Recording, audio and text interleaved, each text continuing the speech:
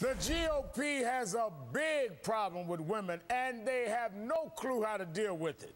The other night, we told you how the GOP appointed 19 white men to chair House committees. No diversity at all. Well, today, they attempted to solve their image problem. John Boehner announced that GOP Congresswoman Candace Miller would chair the House Administration Committee. Wow. A woman head of a committee. Okay, so what exactly will she do? Miller's committee oversees the purchase of office equipment for Congress. They also manage the Capitol Botanic Gardens, and they look after the Library of Congress. They buy artwork for the Capitol building. They keep the House cafeteria up and running, and they oversee the disposition of useless executive papers. So let's get this straight. They want the one female Republican committee chair to be an office manager, a gardener, a librarian, an interior designer, a lunch lady, and they want her to make sure the trash gets thrown out. This is the one job they give to a woman. Today, Speaker Boehner said, quote, Candace has a big job ahead as chairman of the House Administration Committee. I think the Republicans have a big job trying to fix their problem with women. Joining me now is Victoria DeFrancesco Soto, a fellow at the University of Texas and an MSNBC contributor, and Erin Carmon, a reporter at Salon.com. Let me thank you both for being here tonight, first of all. Thanks, Rev. Victoria, is the GOP going to win over any women with this new appointment?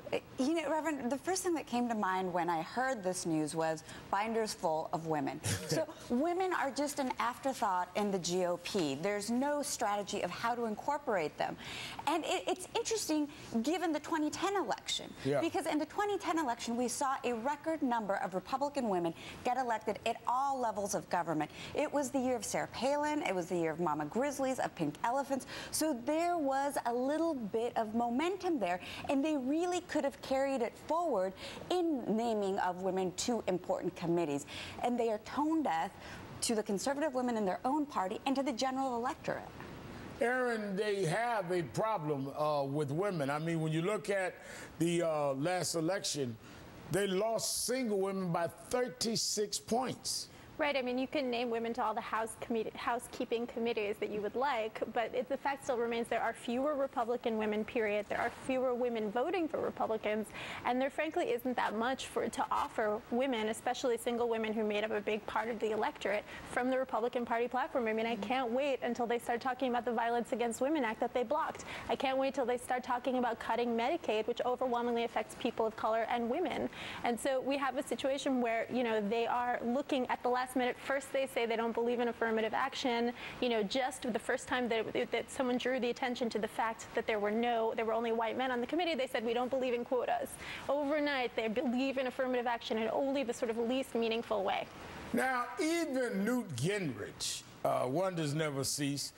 Last night he was on the Tonight Show, and he was saying that the GOP has a diversity problem. Listen to this. Tell me if this is a problem. Here are the GOP committee chairs. Show that picture. Everyone is a middle-aged white guy. Okay, is there a diversity problem in the Republican Party? I think we were so wrong this year as a party that we really need to fundamentally rethink what we're doing. Not just have the newest glib answer from the same guys who were wrong, but actually stop and look at what happened and look at what went wrong and look at what we didn't understand about how America is evolving and changing. Victoria, you know you're in trouble when Newt Gingrich says you're wrong. You know, and it's at every level. So it's the descriptive representation. But what Aaron brought out was at the core policy level.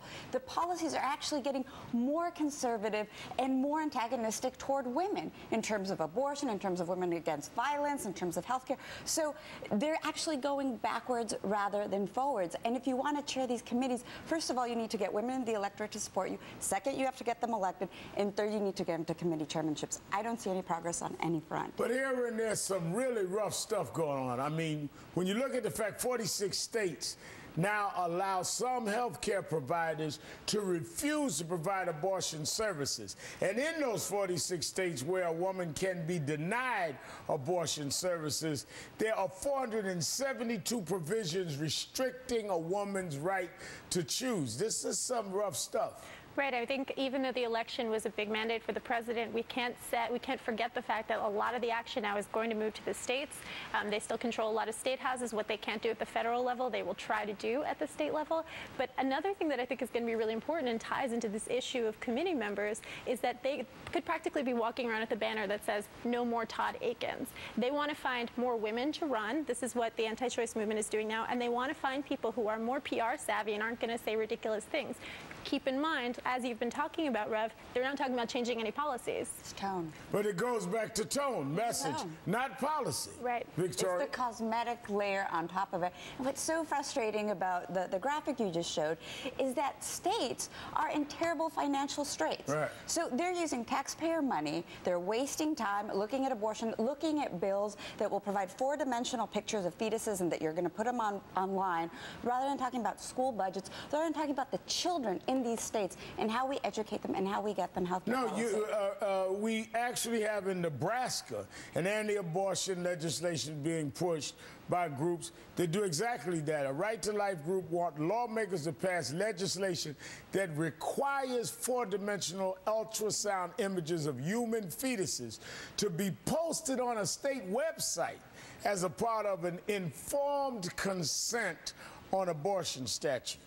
Look, these informed consent laws, they're actually pretty effective in getting them passed. They're not very effective in changing women's minds on abortion, and I agree with you. There just ends up being this kind of political theater around abortion where they just keep trying to throw anything at the wall, and in the meantime, nothing is happening in any kind of substantive way. Victoria and Aaron, we're going to be watching this closely. Thanks for your time tonight. Have a great weekend. Thank you. Rev.